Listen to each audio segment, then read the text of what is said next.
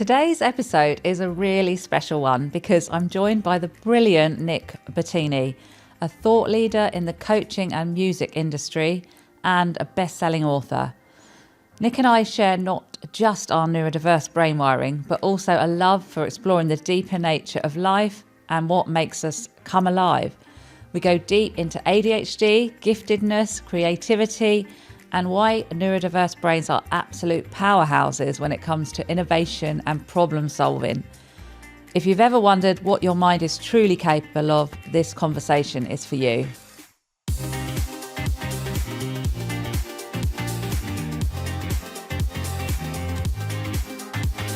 Hi Nick, welcome to Gifted With ADHD podcast. Thank you so much for joining me in the studio as well today. Oh, it's a pleasure to be here, really excited. Thank you. Well, I want to kick it straight off and ask you, what do you do and how do you help people? I coach creative people, and usually I find that they have a lot going on internally, lots of brilliant ideas, lots of exciting stuff, and what I help them to do is to see through the chaos or sort of find the signal in the noise of their life, help them simplify things, and also when they do that, help them wake up to the deeper truth of who they are and live into that as they go forward in their life. So when you say creatives, can you expand on that a bit more? What does that mean? Well, yeah. I think everyone's creative, but yeah, usually it's entrepreneurs, it's musicians. So my background's in the music industry and music education. So I tend to attract a lot of musicians and musically inclined people, artists. People who love big ideas and want to create things that haven't been done before. People who are attracted to creating beautiful things or making beautiful sounds. Those kinds of people. So how did you come to this? Like, what's your journey? Maybe can you say some like pivotal moments of how you ended up being a coach to these creatives? Yeah. So I trained as a musician. So I was into music my whole life. And to a point, I was doing really, really well at school. I was the musical kid and I was successful in my own little, big fish in a small pond kind of way. And then when I got to that transition into university and music college, I had some struggles. I had some physical struggles because I was a violinist and played a little bit of saxophone. And I had some physical challenges. My left shoulder from sort of hunching from playing the violin. I had some pain. And so it was a very difficult time for me sort of psychologically, and my mental health was challenging for me. And so I went seeking, and at the time, it felt like a bit of a curse. Why is, so early in my music career, why am I cursed with not being able to play? But these days, I look back on it and really see that I was actually given this incredible gift, which is I started investigating psychology and the domain of like performance, the inner game of performance at a very young age. So like we're talking like 19, I was reading books and investigating spiritual truths and that sort of thing very, very early on, out of desperation. Yeah. But it's been, a lot of time that I've spent since then investigating, and I've always, my whole journey since then has always been through that lens of there's the outer world of form that I'm, might be, playing certain notes on a fingerboard or on a saxophone or what have you. But it's always relating to how I'm thinking about things, how I'm feeling about things, who I think I am when I'm performing. So that inner game, outer game union has always been a big approach. And then, so I started seeking like that when I was training as a musician, and then got to the end of my performance course and realized that I wasn't physically really ready to be a professional violinist. I needed to heal my shoulder. So I went into teaching and fell in love with teaching for the same reason, because I realized that there was this inner game, outer game thing happening with the kids that I was with. They would show up and they'd have this indoctrinated belief about whether they were musicians or not musicians from their parents. I found it very fascinating to teach a child how to make music, and then why would they plateau at a certain point, and then you'd talk to them about a belief about themselves, and then that would unlock this new level. So this possibility to train them on the outer stuff and then to also train them on the inner stuff, that just fascinated me. So there was a certain point where, I was successful as a head of music in a secondary school. I ran bands, I taught curricula, that kind of thing. But it came to the point where I realized actually I was more fascinated by the inner game than the outer game. And I was particularly fascinated by how that could be applied to the domain of high performance. So particularly working with professional musicians, elite musicians, leaders, corporate executives, that kind of thing. So I just followed my passion deeper into what was energizing me, and I turned into a coach. And at a certain point I left the classroom and then started working in the music industry, and have ended up also then working with artists and entrepreneurs and coaches sometimes as well. I think that's the overview. Yeah. Wow, that's quite a journey. Yes, it's kind of a musician, a teacher, and now a coach. Is that what you primarily kind of do now, is the coaching, as opposed to any other tangents of that? Isn't it funny that we want to put people in a box? I mean, I don't mean you putting me in a box, but I mean, like we kind of want to be like, is this person a coach? Is this person a musician? Is this person a creative? And I feel, and particularly right now, I mean, I'm loving playing the saxophone.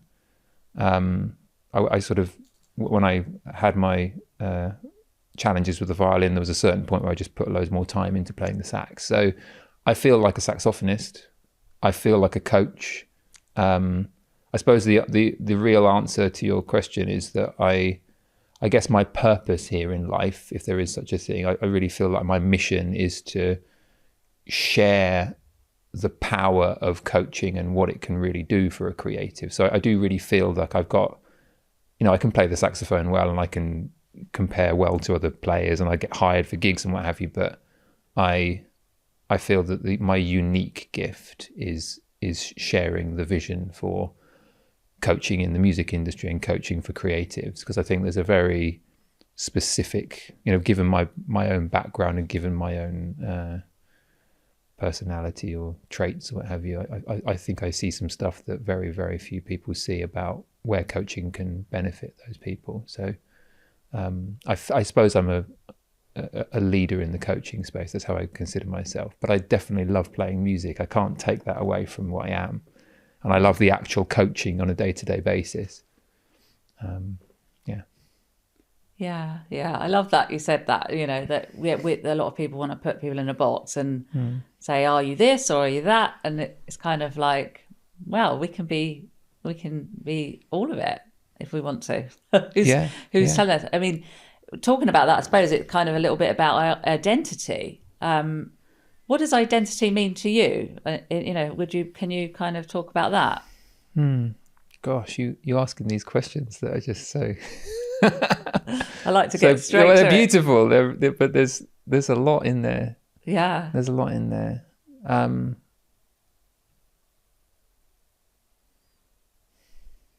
Well, I think the first thing I want to say is that I think we tend to think that we know what our identity is. Like it's because it's so foundational. We tend to go, yeah, I know who I am. Yes, I know my name. I know I'm, like in my case, I know I'm male. I know I'm a certain age. I know I have this certain job. And we come out with these things that are labels about us, like, I am my gender, I am my age, I am my job, I am my personality traits. And we just operate as if those are true. And, there might be someone listening that goes, yeah, that is what I am, and that's just fixed.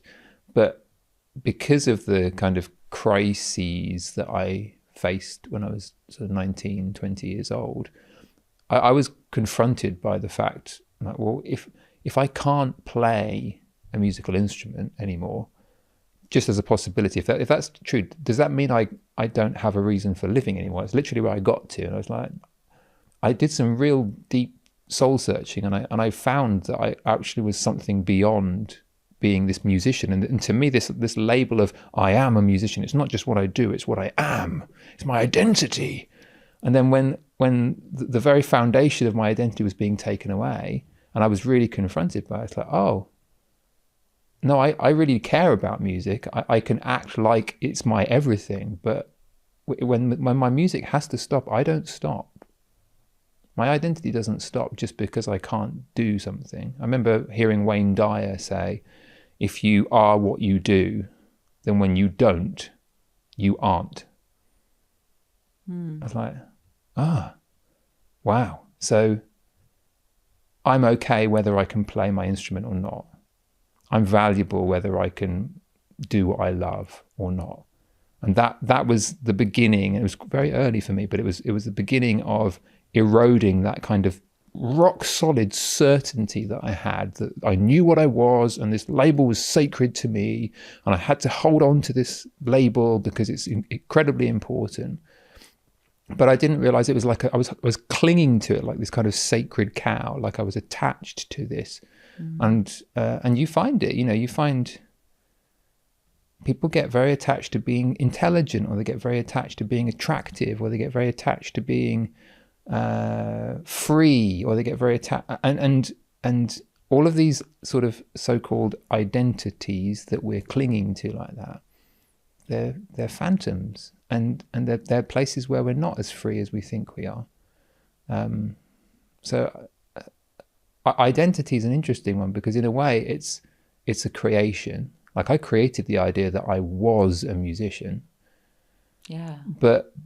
And it was useful. Like that creation had a facility, it had a use to it, because it got me to practice, and it got me to practice religiously, and it got me to do it in a very intensive way, like I was acting like a professional.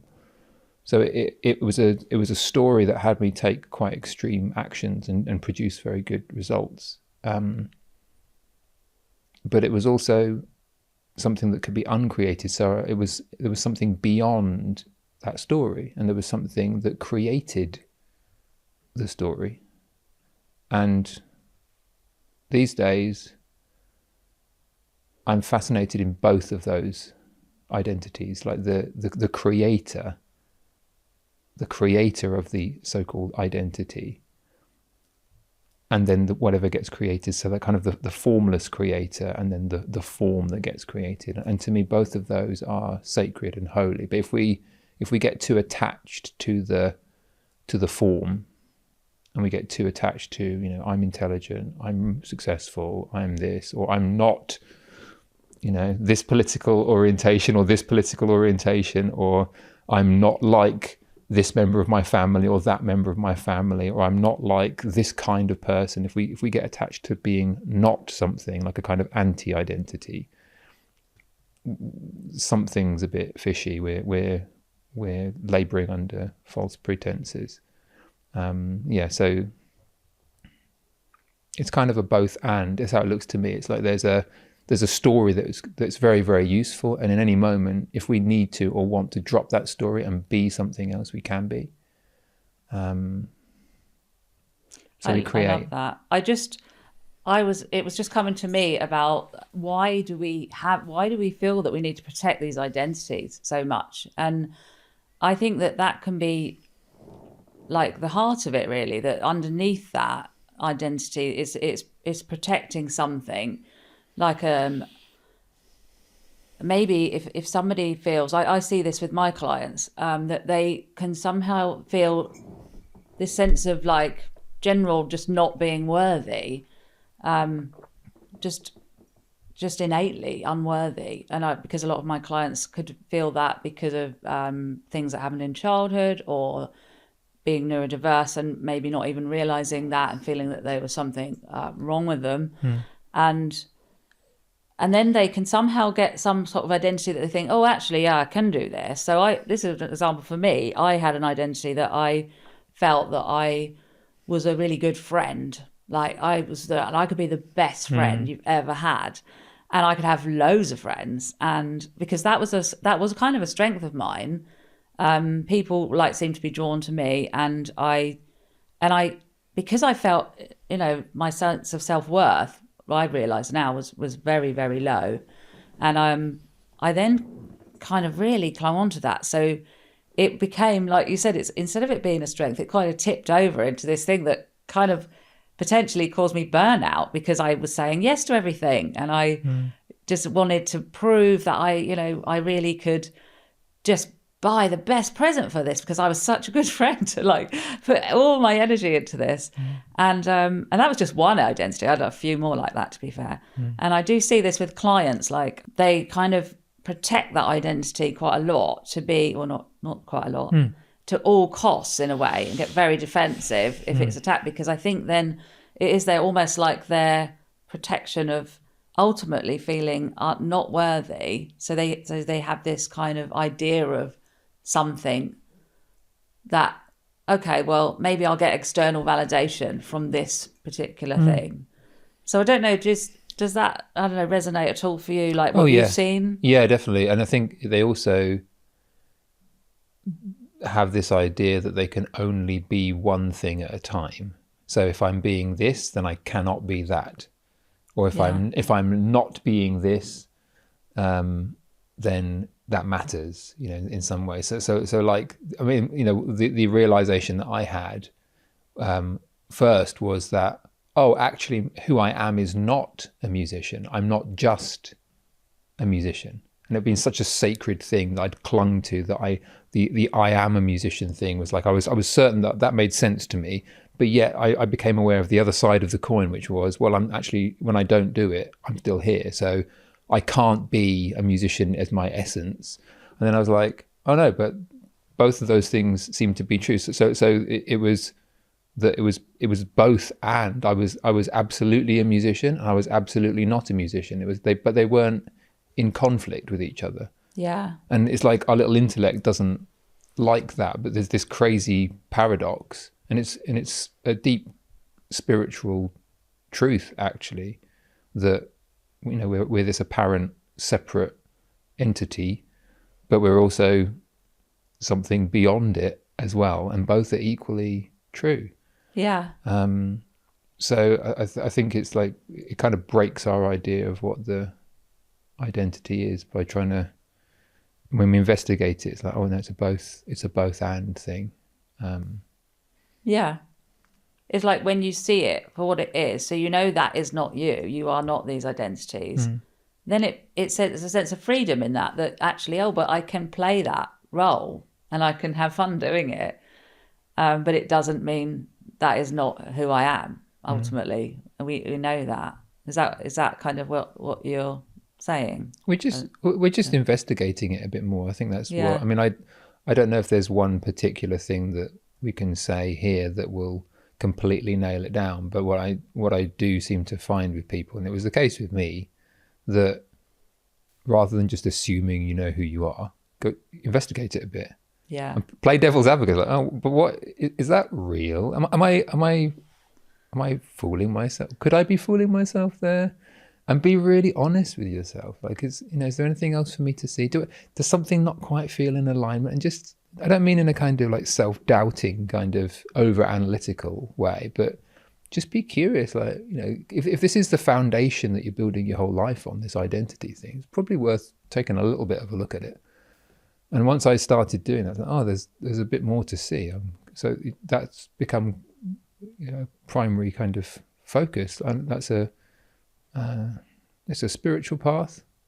But I think it also relates to, my musical path, my business path. I think it's, excellence or mastery or personal development. I think it's all, it's like the old unexamined life is not worth living quote. Is that, whoever that's from, Aristotle or someone?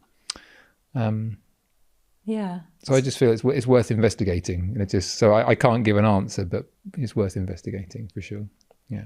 Yeah. I think that's the thing, isn't it? If we think we know, that's another identity, isn't it? Yeah. The one who knows. Yeah. That's me. Yeah. It's like, actually, we can always be like being curious and actually, I want to kind of bring it back to like the people that you coach. And I think that when, from what I've seen, like a lot of people that are neurodiverse tend to have very creative minds.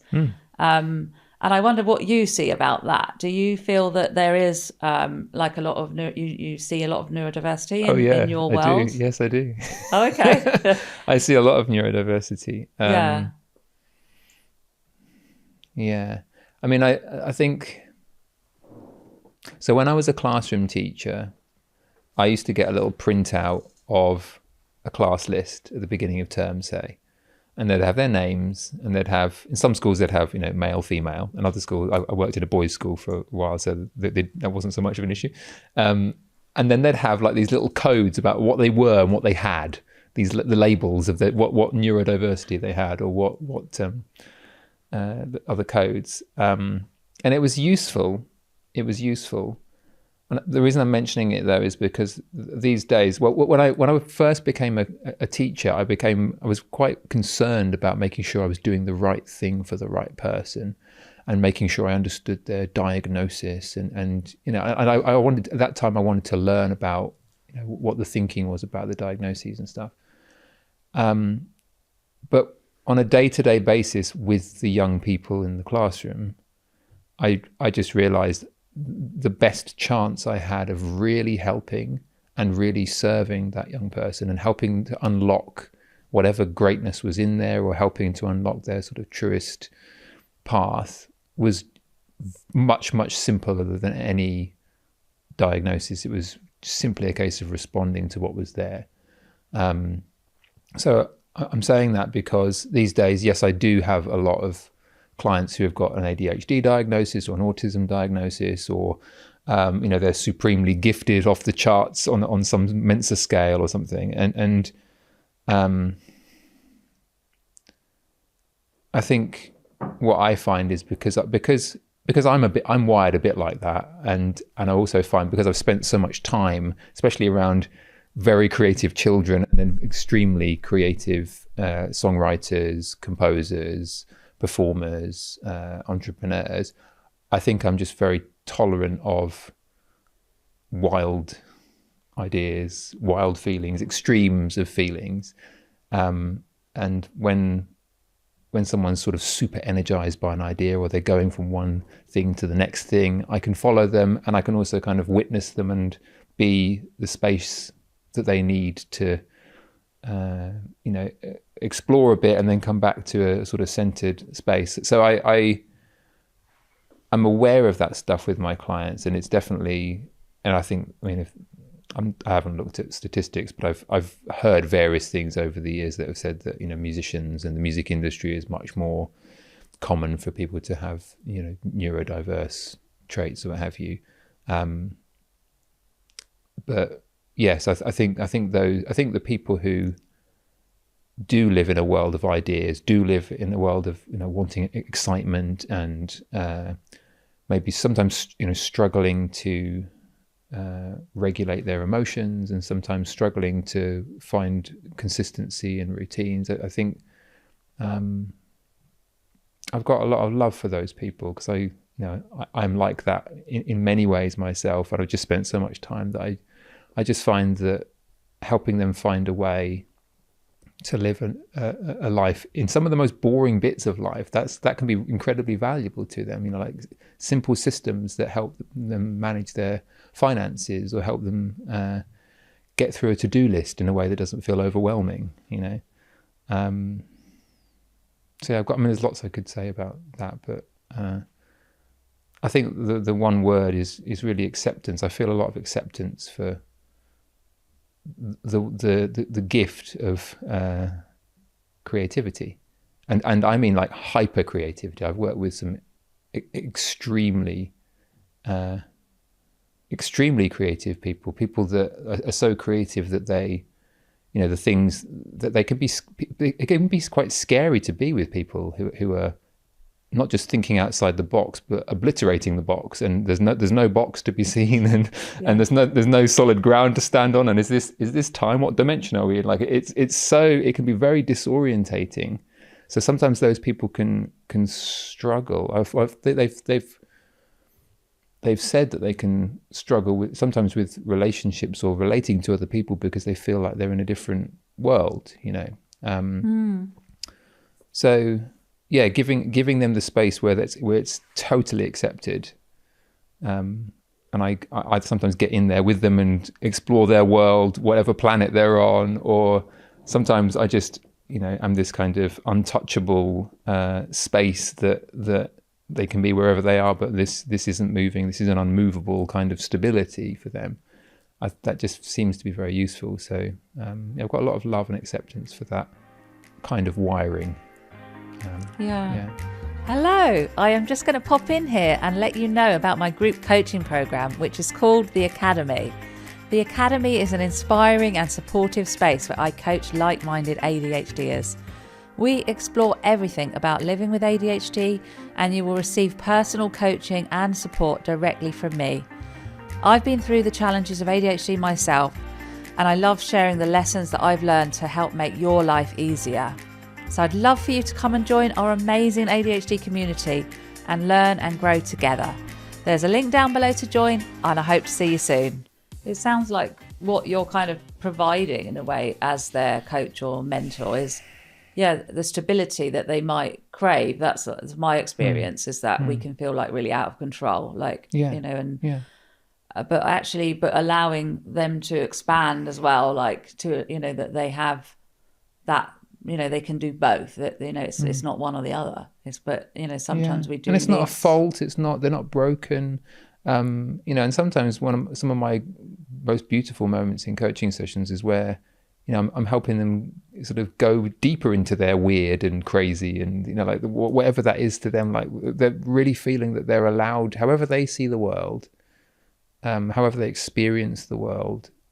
It's not just allowed, but it's so unique, you know, it's so colourful, it's so vivid, it's so unexpected, it's never been created before, it's innovative, it's exciting, you know, all those things that would make someone love their music or buy their innovative business idea or what have you. Like the excitement and the ingenuity of it, I love honouring it, because it feels like a real privilege to be in there when we coach and we, you know, I ask them how the world kind of occurs to them, and they start to teach me what it's like to be them. Like every single one of these amazing creators is different, and I'm in awe of what these worlds are like. So I think because I love learning about these planets that I visit. They suddenly realize, oh no, I actually live on an amazing planet. This is cool. So it kind of reflects something back to them, that their mind isn't they're not wrong. They're not wired in a broken way or anything. It's just a very, very unique way of seeing the world, and this is what they've got, and they can create from that. And if they learn to work with it, whatever that means to them, it can look very, very different.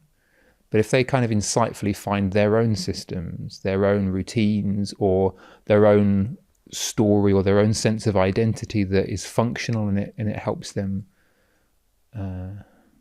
work in the way that they want to, then they find a kind of peace with it. They make friends with their mind. They make friends with their brain. I think I just find it a very rich and exciting, amazing topic. How different people can be, how creative people can be.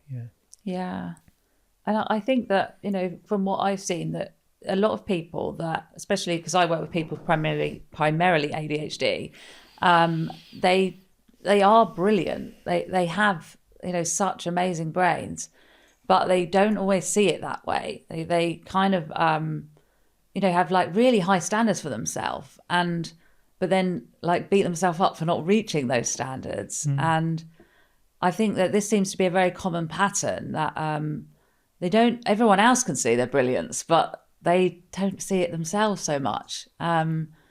So yeah, how do you help people to see their own brilliance?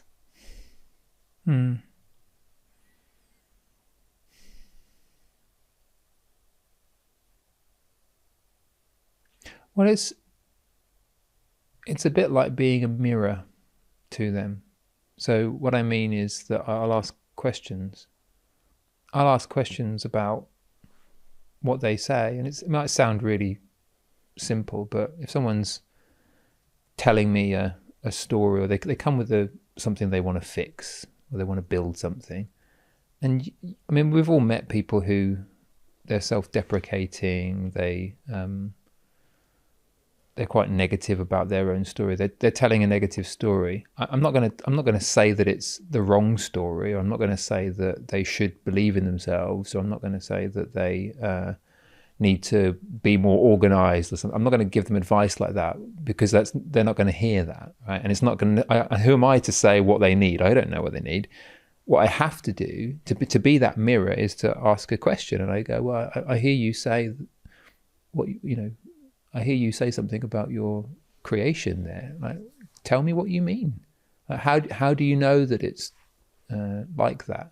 Or if they're being negative, I want to know about their world. So for a lot of the coaching process, certainly the beginning when I'm first meeting somebody, I'm just saying, okay, well, why is it like that? Tell me, what's your theory for why is it like that, and how would you like it to be, and what's the problem? You say that you'd like it to be this way and it's this way.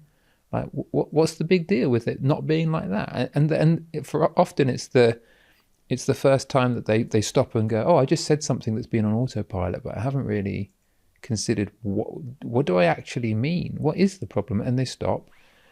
And it has this kind of mirroring effect where they start to investigate, well, is that what I really want? And they sometimes find that they're just saying something that their mum said, or that their dad said, or that a teacher said, or they think they should be thinking, based on some society's or an idea that they've got about what society thinks they should have. So that kind of spacious pause, reflection, investigating with them in a safe conversation where that's our only focus. We're not trying to fix them. We're not trying to give them advice, but just to investigate that reflective process, that kind of being a thinking partner for them, which is what coaching means to me. But like really deep coaching, I'm not just talking about a kind of coaching where we're coming up with a 5-point plan, or like a kind of consultative type, do this type thing, but something which is much more of an investigation into the very nature of their thinking process. It mirrors their own mind back to them, and they suddenly go, oh, maybe there's a new way, or maybe I don't think that after all, and they kind of fall into this space, this empty space where the ideas get suspended, and you're free to create something new. You're free to check what you actually want for real, and then something more intuitive, something more sort of spirit guided comes through, and then the path ahead is, in that moment, it's obvious, and then they're kind of connected to a truer self, a more real expression. Yeah, it sounds like what you're kind of, maybe part of what you're saying is like, we don't really know our own conditioning, that, it's like blind spots, and so you're the mirror that can like sort of get them to kind of see a different perspective on something, and actually and like for me I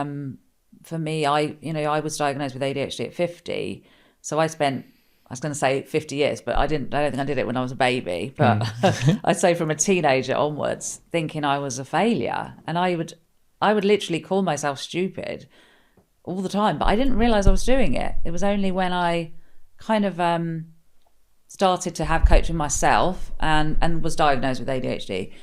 And so I, like when I was diagnosed with ADHD, it kind of did open up a new perspective for me, because I was like, wow, I'm not actually stupid. Maybe, this is a biological kind of neurodiverse condition, and there's something, just a different brain wiring, but it doesn't mean I'm a failure. I literally thought I was a failure.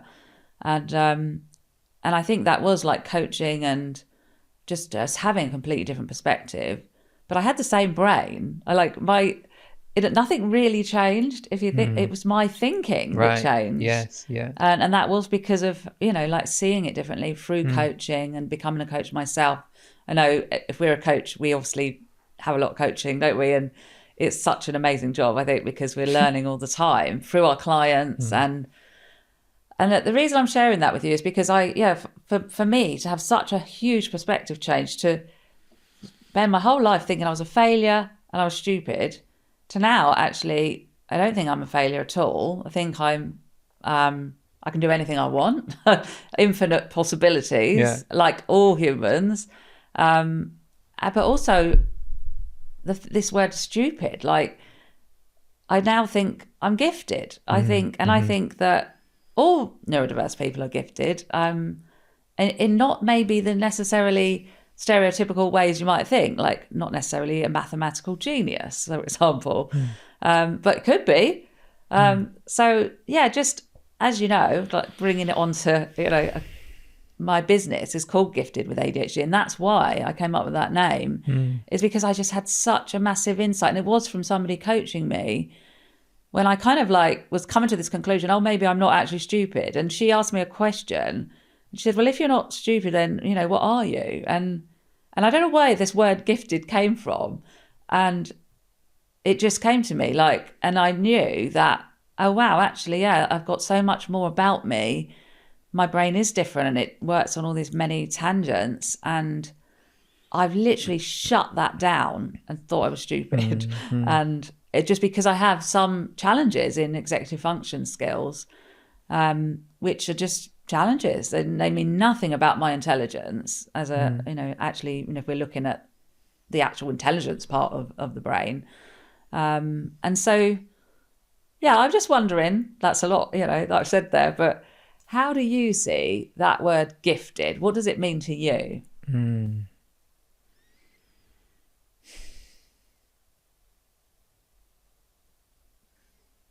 I used to really resist the idea that there was such a thing as talent, right? Because I used to love the idea that anybody can just work at being a better musician, say, right? If you just practice enough, you'll become better at it.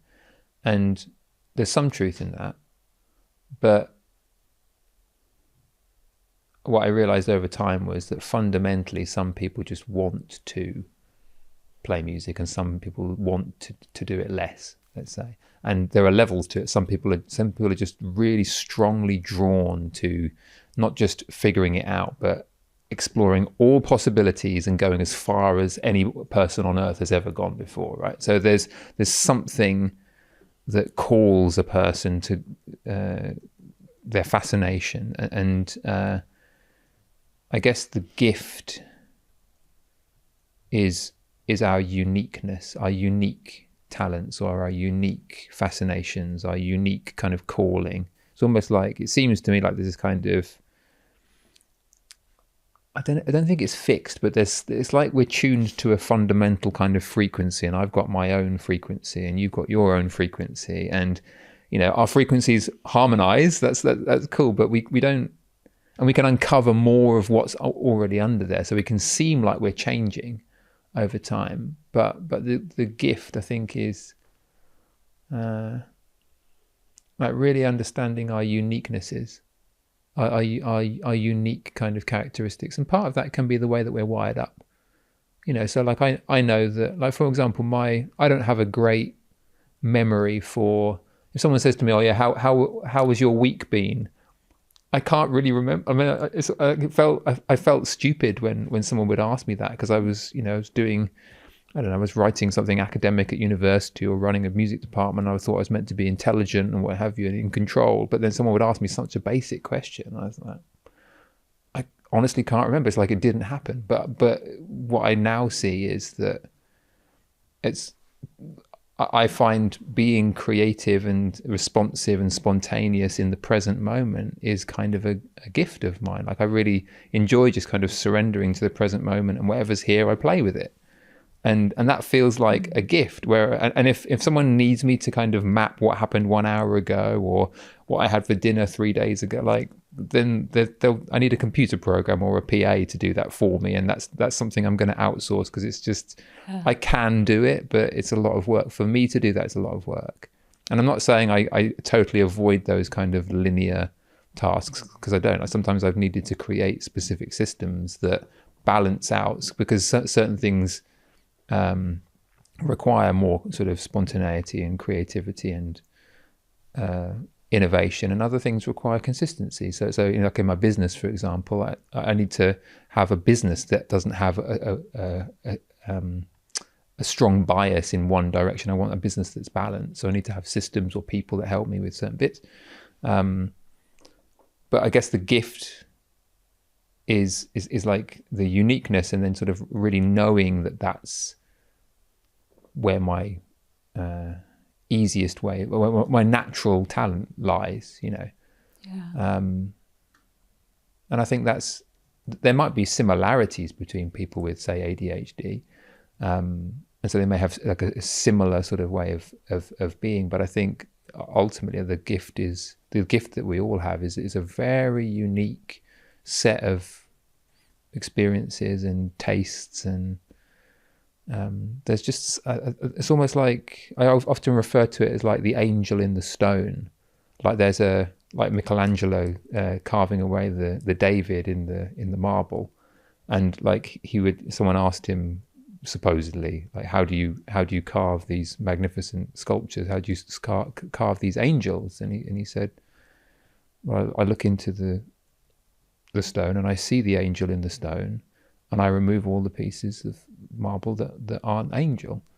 And that the fact that there's an angel in the stone, and it's a unique angel in each of us, that's the gift. The angel is the gift, and something deep within us knows when we're living in closer alignment with that angel version of ourselves, and something in our being knows when we're way off or slightly off. And to me, this game is about, like noticing, are we being the angel, or are we not, or are we a little bit closer, and like discerning the difference, following the angel path, and noticing when we're, maybe demotivated, depressed, lacking the energy around something. So yeah, I think that gift is where the energy is, the uniqueness in us. Yeah, it reminds me a bit of because I've not heard that before. I have heard it, but just the way you described it, I've never heard it described about the angel thing there. And it reminds me a bit, so I don't know if this is kind of similar, what where you're going with that, is the Golden Buddha story. Have you heard that story? Yes, yeah. I'm just I'll expand it a little bit for any of my listeners that haven't heard that story. So, and I'm going to completely butcher it. Like, hey ho, this is the Juliet kind of third person, like related. So there was this Golden Buddha in the temples, and I have no idea what the country was. I'm really going to really butcher it now, but in the east, let's say, and there was, the armies were coming in, and so they covered this Golden Buddha statue up that was pure gold with mud, and to hide it, and so that the marauding armies wouldn't find it, and they didn't. And then actually years passed, and because people forgot that there was actually even a Golden Buddha underneath this. It kind of got forgotten, and then at one point, I think that someone was just sort of noticed there was this shining little bit kind of shining out. So they decided to investigate a bit and realised there was this beautiful Golden Buddha. And it's just been covered with this mud that everyone forgot that was there.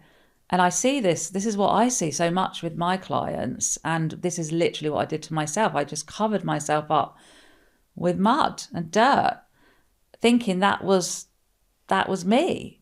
And underneath there was always this Golden Buddha that I just didn't know.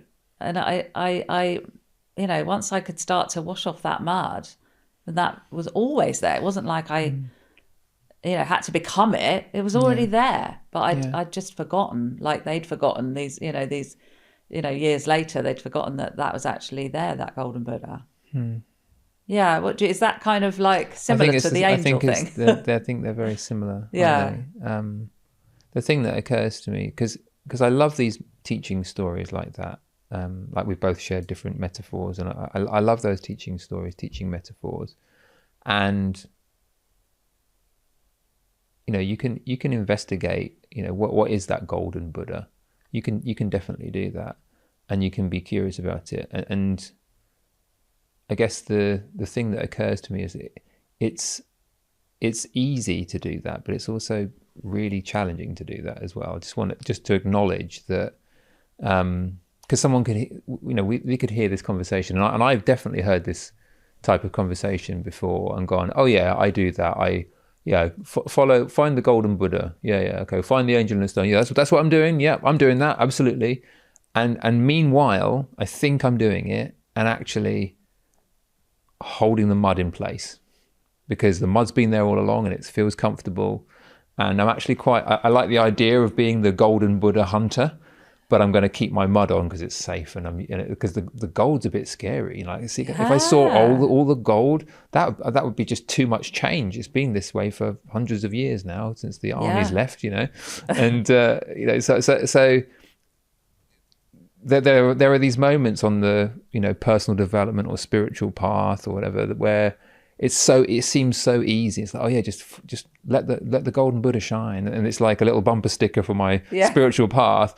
And then the reality of actually doing that and kind of holding yourself accountable in a way, and cutting the BS, and really investigating whether, am I deluding myself? Am I just telling myself I'm making progress, or am I actually changing my behavior? Am I really seeing myself, or am I pretending to? That to me requires great, it requires a choice. We've really got to confront how committed to the truth of who we are we for real? And I found that most people find that, to go all the way to reveal all of the Buddha, most people find that very, very difficult to do. And many aren't as prepared to do it as they think they are. Deep down, they want to do it. And deep down, it's very nourishing, but it scares them. They're scared to confront how powerful, how beautiful their soul actually is, how mighty their inner music actually is. So it's not just that it's beautiful. It's so beautiful we can't comprehend it, and it's so scary. And we think we've lived for many years thinking we're not entitled or worthy, or there must be some reason. No, life is just too good. That's enough for me, thanks. My thermostat for happiness, it's fixed here. Any more than that, that's enough for me.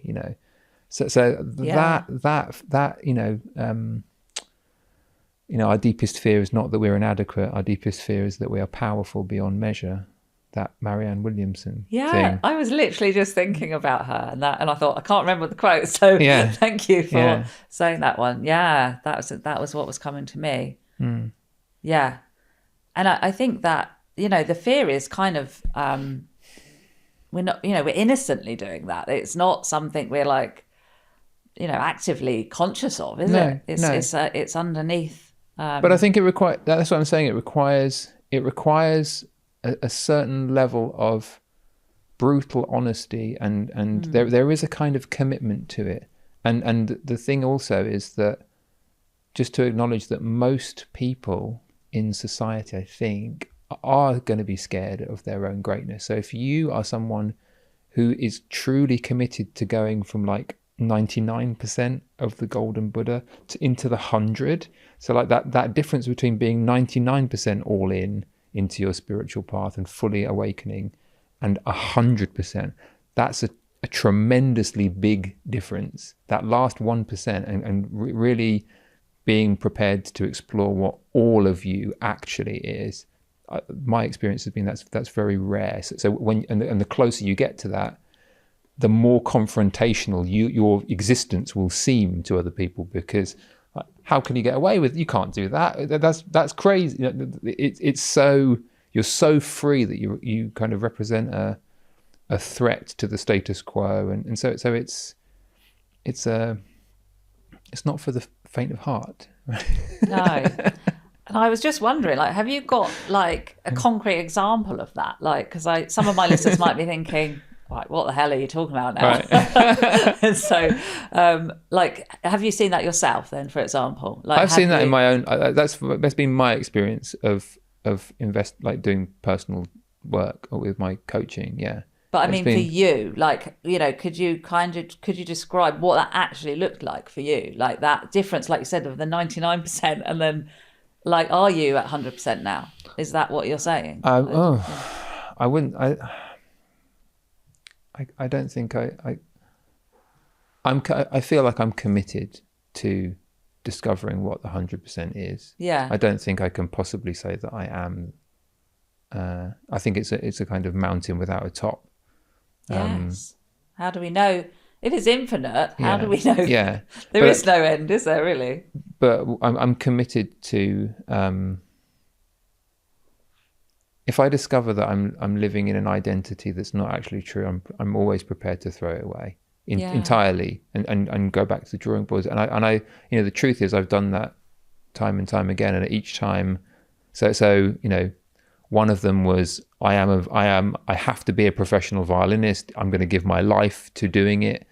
And then I was confronted by the fact that, you know, I actually realized I didn't want to do that, and threw away the dream and kind of grieved that dream, but then went into teaching. And then there was a time when I went all into that, and then realized, no, that identity wasn't who I was either. And I threw away that. And it was confusing to my colleagues, and it was, you know, confusing to my wife at the time, and it was confrontational to say I'm going to throw away that life as a teacher and go solo as a coach and start a business. There was a time when my marriage ended, and that was another period of tremendous reinvention. It's just constant reinvention, and at each point disorientating and scary, and being prepared to throw things away and start again. If I discovered that something wasn't really true, if it wasn't really truly aligned with what I was, and you know, choosing truth versus the comfort of the status quo. That's what I'm talking about, and it hasn't been comfortable. It hasn't been easy, and I'm sure people can relate to those moments where it's you know, we go along in autopilot. Maybe we've got a well-paid job. Maybe we've got, you know, chart success. Maybe we're playing extremely well. Maybe we've got a business that's thriving, and we've created a whole brand that really works. But something about it doesn't quite feel right, and we can either sort of keep going with that kind of feeling of a stone in our shoe, going, it's kind of good enough, I can just walk a few more miles with this kind of weird feeling. Or you pay attention to, like, what is that?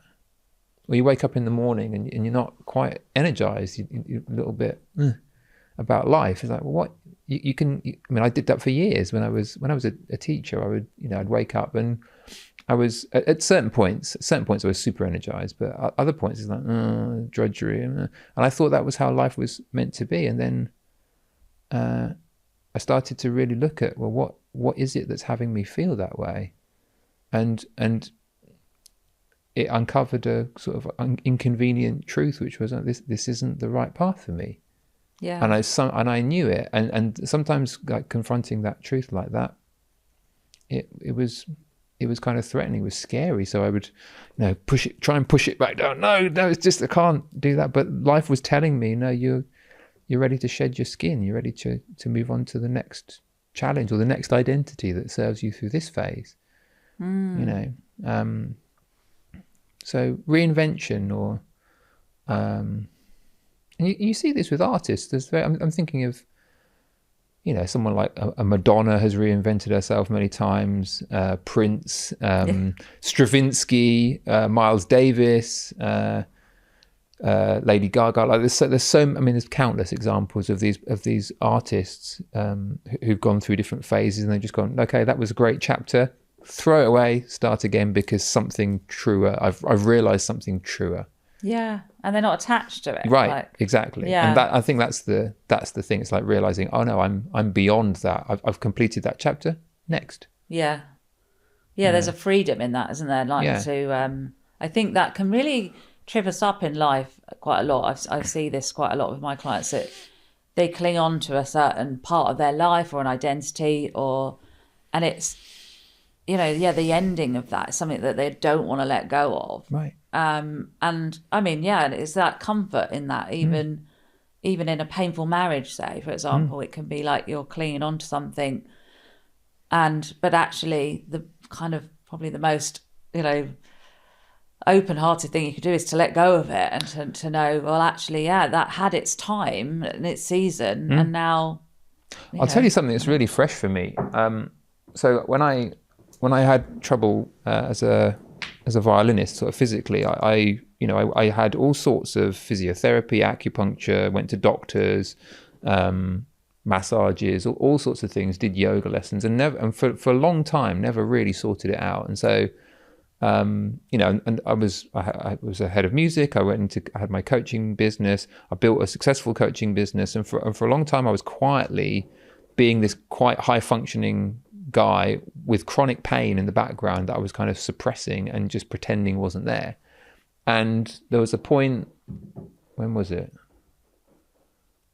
I don't know, probably 7 months ago, where I wasn't even looking for a solution to. I think I injured myself. I had like a strain when I did some yoga, and a series of conversations started happening, and I was really being confronted by, okay, well, I was living this kind of mismatched life where I was talking to people about peace and authenticity and being aligned and being a truest expression and being the angel in the stone and all that stuff.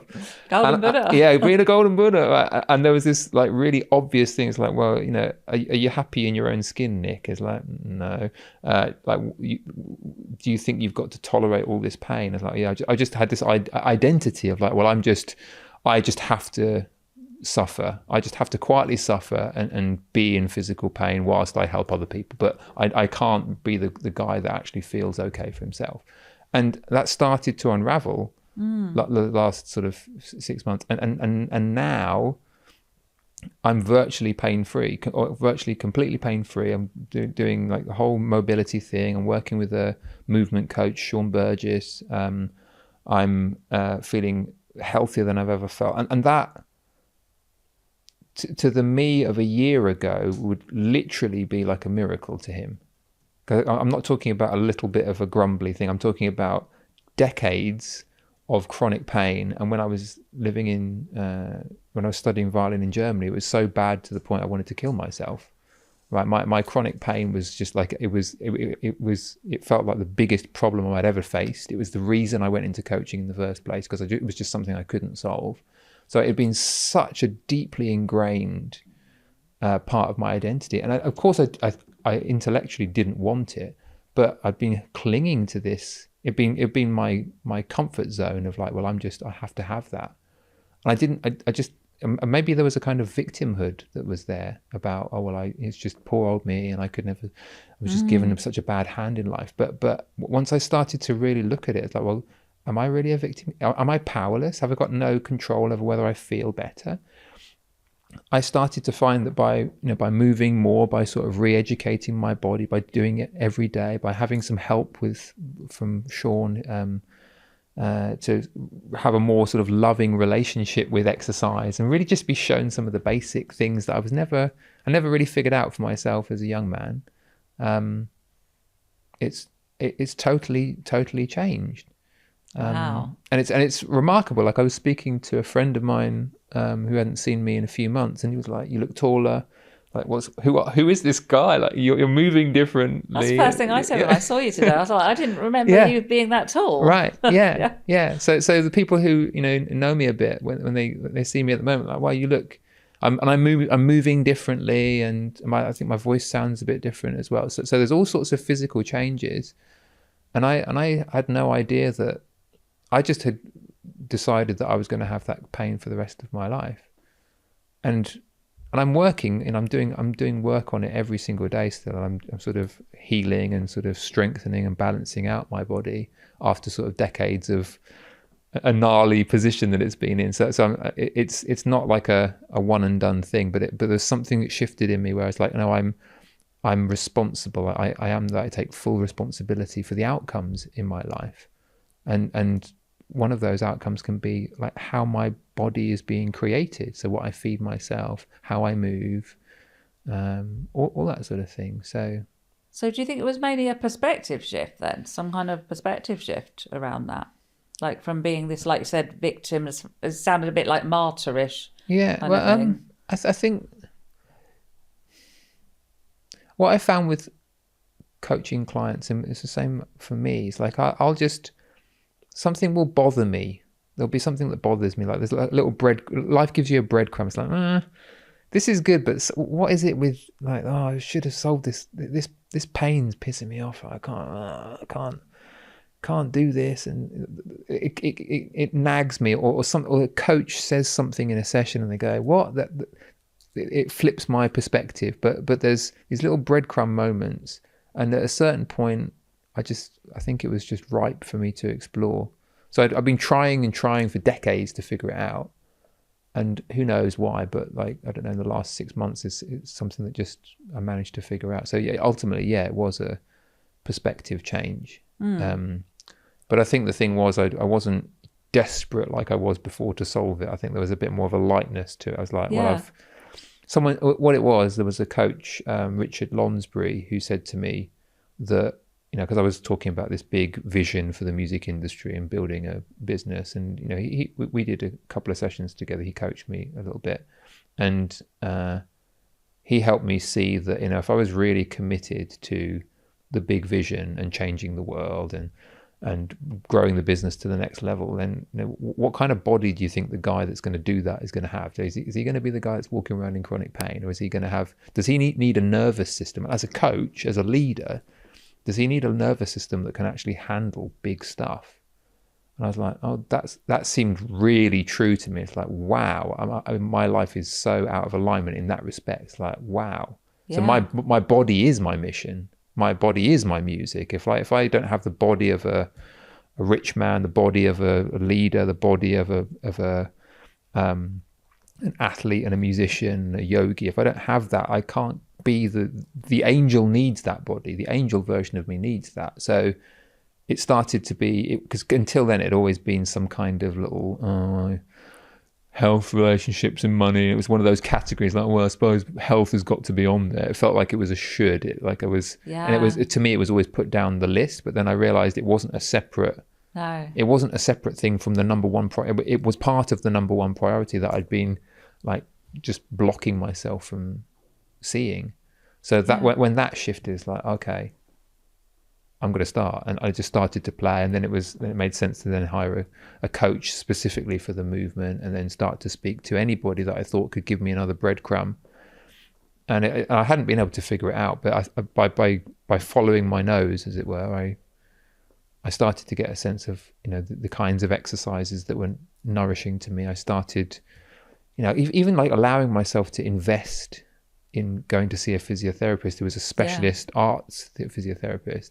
I did, part of my identity was I have to put up with this, so it didn't allow me to invest. It didn't allow me to spend money. I'd spend hundreds of pounds getting a saxophone fixed, or whatever. Like I'd spend money on other things, but investing in my health, it didn't fit with my identity until it started to. And it's like, okay, well, let me go and let me have a few sessions. Let me see what I can do to actually, if I actually had to become pain-free, if that was my mission and I knew it was possible, how would I go about that? Well, I'd have a session. I'd ask people. I'd keep investigating. I'd persist. And there's a bunch of things that shifted, but there was this kind of calling to me. It was like, it just felt like this was time for this to resolve itself. It's it kind of coming to me like, I'm sure it's, you know, probably not the same thing, but a lot of people that have ADHD don't connect so much with their bodies. They're very much in their mind and their head, and a lot of, you know, kind of thoughts and busy brains. And like, this was, you know, something that I did. I didn't really, it's almost like my body was attached. I didn't really, it was just this annoying thing that, and I didn't really prioritize it. Yeah. And it's only kind of, you know, in recent years that I've kind of made that connection. Oh, it's all one, it's all one thing and it's not separate. And I just think maybe that sometimes that does happen with ADHD. So I know that you're talking about a lot more nuanced stuff than that, but that's one thing that just occurred to me, that kind of, it's such an important thing. I really think it's important because, and I've noticed it definitely in my clients, because I've known people who are so creative and so good at creating dream worlds, let's say, right? So that they're very good at fantasizing, that they don't need to, their mind is so rich and vivid that they can imagine realities as if they're true, right? So it doesn't bother them too much if the body is feeling a particular way or not feeling a particular way, because they can kind of transport themselves out of it. And I've definitely been like that. I had these big ideas and motivated by the future, and it hasn't bothered me too much that there's this uncomfortable present, because I can always escape from the present. And what I found is that as I've, I guess, had more freedom, as I've had the freedom to really be with what is the present moment feeling like. Oh, it doesn't. If I'm free enough to be with the discomfort of my body, it's like, oh, it feels quite uncomfortable. I'm noticing the urge to do something about that. And I wasn't present enough to notice the urge to change it, because I was always disassociating or in my head or you know, avoiding being in the present moment. Being in the present moment. And part of the path has been, you know, I still value that my ability to fantasize and to create visions and all that kind of thing. And it's a very natural direction for me to sort of go to big picture. But what I've also found is I don't want to be so trapped that I can't come out of a fantasy. I don't want to be so trapped that I can't be with discomfort or uncomfortable feelings, because that's where my self-discipline is. That's where my freedom to choose actually is. Otherwise, I'm just a fantasist and I don't really create anything. And I have a lot of clients who have exactly the same thing. It's like you say, you know, what have you created this week? Oh, I'm going to do this. Okay, what have you done? Oh, well, I haven't done anything, but I've got such great plans and I'm so energized. Like, okay, so let's bring it back down. Have you made any sales? Is anyone coming to the show? Have you recorded that song yet? And bringing them back down to the present moment is where it's at, you know. And it's reminded me of something I've heard you say in some of your coaching groups, is this, well, you probably say it better than me, that thing where you're kind of actually specifically saying, I noticed something. Can you just say that quickly? Like, how does that, is that what you're sort of speaking to there? Well, yeah, there's something that I teach. So I usually teach it about, so when I'll sort of set it up a bit. So when an artist or a musician or a coach is making some kind of offer to people, maybe they're trying to sell something.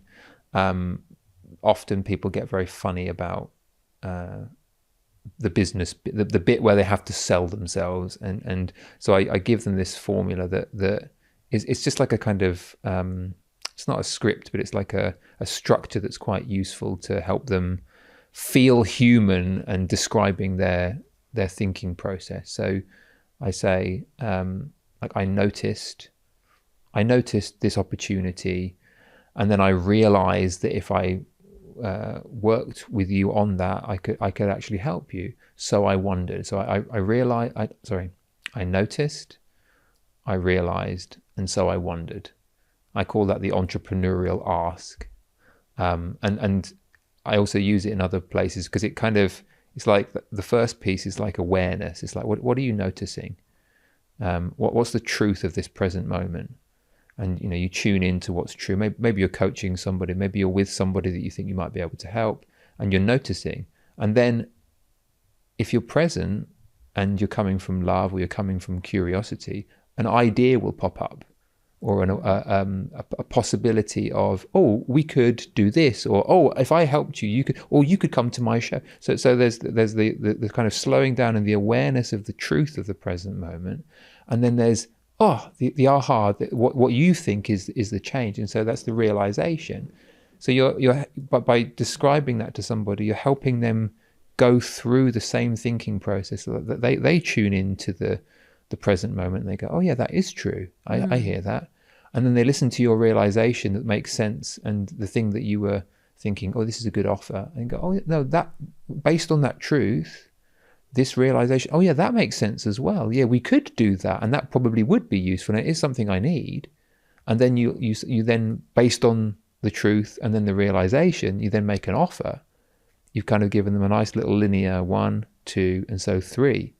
So I wonder if we should do something about this then. Shall we work together? Okay, perfect. And it's not suddenly like, you need to work with me. It's not like grabbing and being pushy.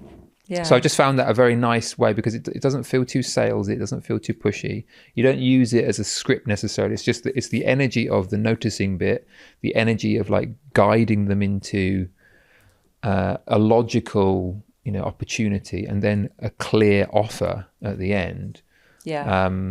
I've just found that to be a very nice thing, because it guides them through the thinking process. So I think we got to that because we're just sort of mapping an insight path, basically. Yeah. Right. So Nick, I think it's been absolutely brilliant talking to you today. I'm going to just pause it at the moment, and as we know, we are going to be doing a second part where we're going to be going much more like bigger picture, I think, in terms of the spiritual side of things, and who we really are, what we are. So I'm really looking forward to that conversation. But yeah, let's have a break now, and I will see you soon. Fabulous. So carry on.